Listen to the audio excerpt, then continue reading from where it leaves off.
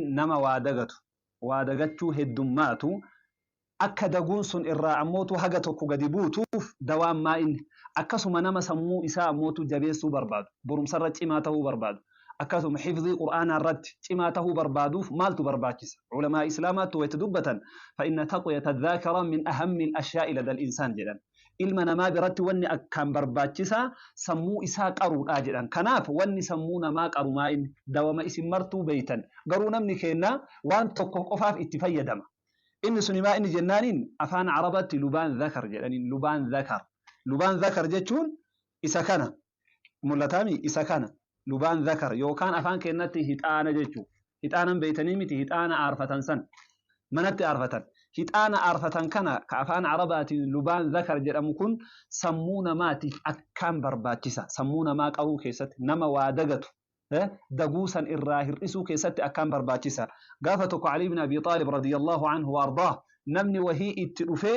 fashaka ilayhi nisyaan ani waa dagadha daguu heddummaadha akkam tahaa jedheetiniin itti dubbannaaniin Ali ibn Abi Talib fa'alayka bilubaan dhakar jedheen lubaan dhakarii kana hixaana kanatti jabaadhu jedheen maaliif jennaan fa'innahu yushajji'u alqalba wa yudhhibu an-nisyaan qalbii namaa tana ammootu jaynoomsaa jedhe jaynummaa qalbii namaatiif kennaa jedhe akkasuma ammootu daguu waan jedhamu namarraa adeemsisaa jedhe Ali ibn Abi Talib radiyallahu anhu wardaa nama kanaaf ammootu ibsa akkasii kenne jecha hixaanni yookaan lubaan dhakar isa jedhamu kana akkamitti fayyadaman hin nyaatta hin dhuuyda hin dibatta maraanuu ima fayyadaman garuu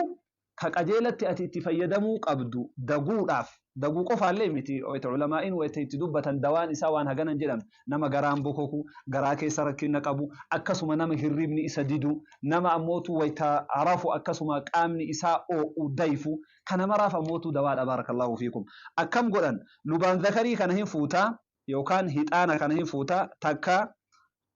lama sadihi afur firema afur yookaan shanillee itti dabalte waan ta'u bishaan keessa buufta akkanatti takka lama sadi afur shan burcuqqoo wayii keessa buufte eegasii akkam goota hin bulchita galgala itti nayxee haga ganama bariitti maal ta'a isinitti fakkaata hin jijjiirama bishaan kuni guutuun baqee bishaan kana keessatti inni kuni bishaan kana yookaan kara yoo mara boora ka ta'u taate kara booraatti yookaan ammootu adii akka aananiitti deebi'a jechuudha ganama waytaate ammootu hirribaa kaata sa'aatii 12 bishaan keessa akka turu taate galgala keessa bulchitee ganama garama qooqaarratti dhuyda sammuu namaatiif akkaan barbaachisa dhugaatii rabbi ammootu ilma namaatiif gumaache keessaa waan sammuu namaa jabeessuu keessatti gahee guddaa taphatu jedhanii ulamaa'ii warri atibbaa'a irraa dubbatan waan taateef hixaana kana nyaa arfatuu qofaaf ittiin fayyadamina mee akkanatti illee itti fayyadamaatiin ilaala kadawaa namaa godhu rabbii tokkicha waan taateef wanti ammootu daguu kana namatti heddummeessu jedhan ulamaa'iin kara waa 11 warri 9 10 illee 11 illee laakkabillee ni jira san keessaa tokko maa inni jennaaniin kasratu aklil basal jedhan yeroo hedduu shunkurtii nyaachuu shunkurtii diimtuu tanan beeytanii biyya keenya keessatti amma yeroo hedduu shunkurtiin qajeelatti nyaatamti garuu bifa jijjiiratteeti ka isiin ammootu nyaatamtu akkam godhan jennaaniin waxii lukkuu ta'edhamtu akkam beeytanii waxii lukkuu san yoo xiqqaate wanni distii guute shunkurtii diimtuu sana guutuunu jechuun ni danda'ama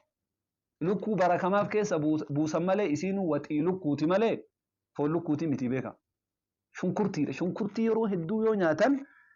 daguu namatti fiddii jedhan kuzbaraa isa jedhamullee muka kuzbaraa jedhamu sanin beeytanii baala afaan biyya keenyaa kanatti waa afaan oromootti yaadadhu maqaa isaa kara waa sagalii laakkawan